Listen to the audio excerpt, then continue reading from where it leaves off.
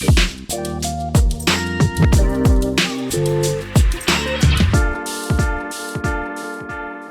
this is Jon and Marc, and today we're kicking off a brand new series called Tort Talks with our special guest, Joe Fantini. Joe, thank you so much for joining us. Thanks for having me, Jon and Marc. Really excited about getting together with you guys on a regular basis and talking about the latest developments in the world of mass torts.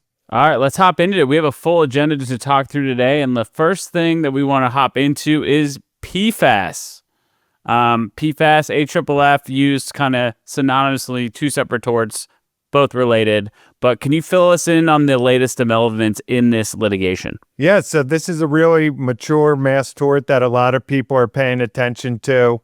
We're nearing the end of the litigation. Recently, it was just announced with DuPont and the state of New Jersey, a $2 billion settlement to resolve claims related to a factory that DuPont had in New Jersey. That adds on to the almost $15 billion that the water providers received in earlier settlements. So right now, everybody's attention's focused on the personal injury cases in the MDL. There's over 11,000 cases pending, and we're waiting for the Daubert hearing at the middle of September. Rumors are we'll have a settlement before that, maybe in the next 30 days. So definitely stay tuned to this and get all of your cases filed. Are you talking about a settlement just for New Jersey or a nationwide settlement of the MDL? Yeah, what we're hearing is likely to be a global settlement for all cases nationwide. So the DuPont settlement was just state of New Jersey, that entity, versus DuPont. And this one we're talking about a number of defendants, could be over 20 different defendants in the MDL, and the personal injury cases focused on kidney, testicular. I'm hearing likely ulcerative colitis, thyroid disease, still a little bit uncertainty about thyroid cancer and liver cancer, but we'll have some guidance probably by the end of the month here. So if someone has a docket of those cases today, what is your advice to them, or if they're currently marketing for them right now or interested in getting into it based on this news, what's your advice you have for them?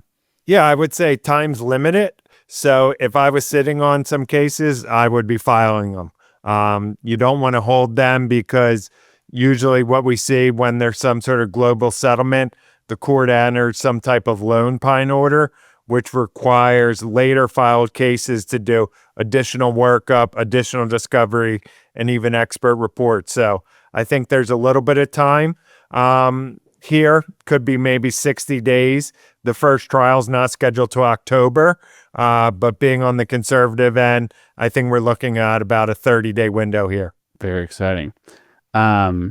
This is a big one on, I would say, with the little slowdown in torts recently, PFAS and AFFF has been the talk and the main focus for most groups we've seen from the marketing side, as well just from the general action of things going on, seeing settlements and whatnot. So it's exciting to see that there might be some big news hopefully coming around the corner. Let's go into the next one, Roundup. Haven't heard from this in a while. Interested to hear an update on this. This used to be one of the hottest, mass torts for years. Pretty well known, very popular. What's going on now? Yeah, Roundup, I still think it's a hot mass tort. Earlier this year in April, everybody knows Bayer filed a petition up to the Supreme Court trying to get a ruling on the preemption issue. Basically, different courts came down differently about whether or not the state failure to warn claims were preempted. Bayer's taken it up to the Supreme Court. The Supreme Court didn't agree to hear it. Rather, they asked for the administration's input on whether or not they should take up the case. We saw the same thing in the prior administration, and the Biden administration said, no, it's not ripe for decision and shouldn't be brought up. Here, we're thinking the Trump administration might come on the other end, looking like there'll be some sort of recommendation there October or November of this year. If the case gets up to the Supreme Court, we'd expect a ruling from the Supreme Court in the summer of 2026. Regardless of what happens with that ruling, we still feel strong there's other claims that are viable beyond and outside of the failure to warn, the defective design claim, for example. But basically what's going on is Bayer just announced this week that it added about $1.4 billion to its reserve to resolve the U.S. Roundup litigation. It also just announced, without naming the firm, that it settled a number of cases with a prominent plaintiff personal injury law firm. They're saying there's about 60,000 claims still outstanding. I'm hearing the number could be higher, maybe 80 to 100,000 cases.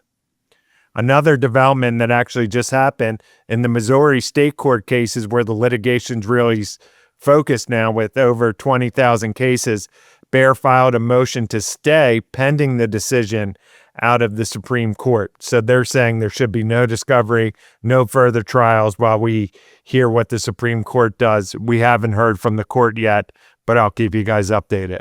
That's a big update. So between now and that decision by the Supreme Court, what action should firms take?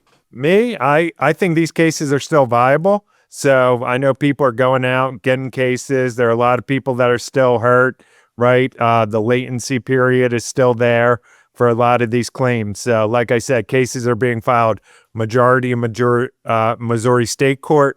There's about 5,000 cases left in the MDL. Other state court litigations ongoing, Philadelphia, Illinois, Florida, Georgia. So there's firms still acquiring them. Definitely a little bit risky here because the Supreme Court asked for the administration's input. But like I said, I feel confident, so do others, even if the Supreme Court comes down and decides the claims are preempted, which we don't know they will do, the cases are still viable. Quick question for you, Joe. So what does the future of like Roundup look like? Because, for example, they may settle this sometime in the future. We hope that happens, but they don't plan to stop selling the product, right? Yeah, so what happened a couple years ago, they actually changed the chemical makeup. So they removed the glyphosate from the Roundup that me, you, or John would go buy at Home Depot or any other store. They didn't announce it. We've seen that before, like in Zantac, where they released Zantac 365. It's different from the Zantac that the cases were about. So a farmer could still buy the original Roundup with the glyphosate, but me, you, the regular people can't. So if there is some sort of resolution, I would expect inventory or global settlement, and they would learn from the mistakes they did in the past, and they'd wrap up these future cases by maybe setting aside a future class action or a future trust that people would have to go through so we don't see this litigation lingering for another 10 or 20 years. I'm interested to see how this plays out, and that's very informative on that, and hopefully they make those changes to the product and cover themselves moving forward and the consumers. Yeah, and definitely noteworthy. Bayer said in a recent statement it plans to have most of the U.S. litigation wrapped up by the end of 2026. End of 2026, that'll be here before we know it. We're halfway through 2025. Yeah. It's interesting, too, when I always use this term when I'm talking to people about mass torts. I use it I call them legacy torts. Anything that's been floating around for longer than 5 years. And that Roundup seems like one of those I classify as a legacy tort that it seems like it's been around forever and doesn't seem to have an end in sight. But I'm excited to see that hopefully this come to a resolution at the end of next year. Yeah, me too. And a lot of people's clients are too. A lot of people have been hurt here, by the product as alleged in the complaint. So it'd be good to get this case wrapped up. Moving on to the next one, a newer item in mass tort that took mass torts by storm. I would say around this time last year, got super popular. Weight loss. We've seen some studies with association between vision loss and some weight loss medication. We've also seen some gastrointestinal issues caused by those weight loss medication. What's new in this one? Where's this coming from? Yeah, so we kind of have two tracks going on, two different injuries like you mentioned there. We have what the MDL is focusing on, these gastrointestinal injuries. We have about 2,000 cases now filed in the MDL. I'm thinking we'll probably get up to 3,500. Really, before the end of the year. Really, we're all waiting on the Dalbert ruling. So we're going to likely have a ruling in the MDL whether or not these claims are preempted. And if not, the floodgates will likely open in the MDL. We'll see a ton more of these cases. If it's a bad ruling, cases likely focus then onto state court action. But while that's all going on in New Jersey, we recently seen a petition filed for an MCL, which is a multi-county litigation. So MDL in federal court, multi-district litigation. There's a handful of states, about 10 or 12, that have a state court parallel program, New Jersey being one. We've seen a lot of cases there with hernia mesh. There's a Roundup one going on. So they've just petitioned here to get an MCL form focused on vision loss. About 30 cases currently filed. Usually when we get above 25 cases, we see an MCL being granted with the common issues and common injuries. I expect that to be in place. So a lot of people now are going back through their weight loss cases, seeing if they could help people who have vision loss as well. Gotcha. And would you say the MCL process is a potential faster resolution than the MDL process for those claimants? It's usually a little bit quicker. One of the reasons probably is because we don't tend to see the volume of cases in an MCL versus an MDL. Usually they're going on at the same time and most people head to the MDL, but traditionally MCLs in New Jersey. I'm here in Philly. I'm admitted in New Jersey. I've been involved in a lot of MCLs. So we do see those resolved quicker than an MDL like you referenced. And for the weight loss medication, are there specific ones that are part of the MDL that we're able to talk about? Yeah, the different manufacturers, kind of the most prevalent one. We're seeing Ozempic. That's kind of the main one. But yeah, a lot of the different defendants, there's a number of different products that's in there. So it's not just Ozempic. It's a handful of different manufacturers in there, kind of similar like we saw with the PPI litigation or even the Zantac. So when we have manufacturers, multiple manufacturers that make a similar product, they're all included there. So there's a lot of different defendants in play there, and that does make it a little bit more challenging. So it's with the GLP-1 semaglutide drug manufacturers. Yep, all of those different products that you see the commercials for, they're pretty much all in there. Speaking of MCLs, we also did see New Jersey. Speaking of New Jersey's MCL process, they just consolidated the juvenile detention cases in New Jersey as well last month. So a lot of action in the Northeast. Yeah, and that's been a trend. Like I mentioned earlier, there was also a Roundup MCL that was formed earlier this year. So pretty good venue in New Jersey, good judges. A lot of the defendants, pharmaceutical companies are home in New Jersey. That's why we go there. But the consolidation really helps. And we have some good judges there and some good law. So speaking of New Jersey, home of Johnson & Johnson, Talc litigation, also another case that has been going on for a very long time. Flurry of orders that went in over the past week or so. Can you give us an update on what's going on in Talc? Yeah, so in Talc, this is like Mark was talking about, this is the legacy mass tort. We're coming on 15 years, 3 failed bankruptcies. It just kind of goes on forever and ever.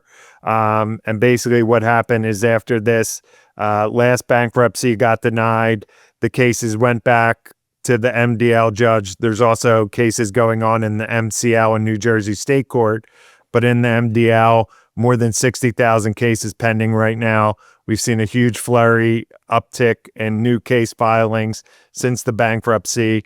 And a little bit of a unique order came down in the MDL where they appointed Chris Seeger from Seeger Weiss to lead the mediation settlement negotiations. So maybe there was some bad blood between J&J and some of the leadership in the MDL. So the judge came in, reshuffled the leadership, at least as it related to the settlement.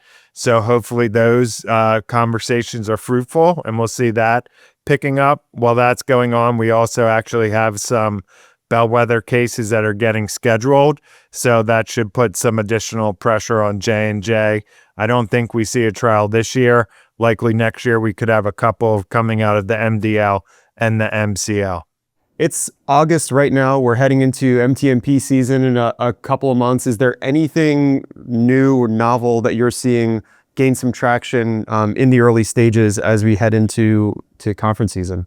Yeah, I think the one that is kind of buzzing a little bit now is this video game addiction. I'd consider that a newer mass tort. No MDL going on, but we have a consolidated action in the California State Court. So I think that will be buzzing here at Mass Tort Made Perfect. And then you talked a little bit, Jon, about that sex abuse case.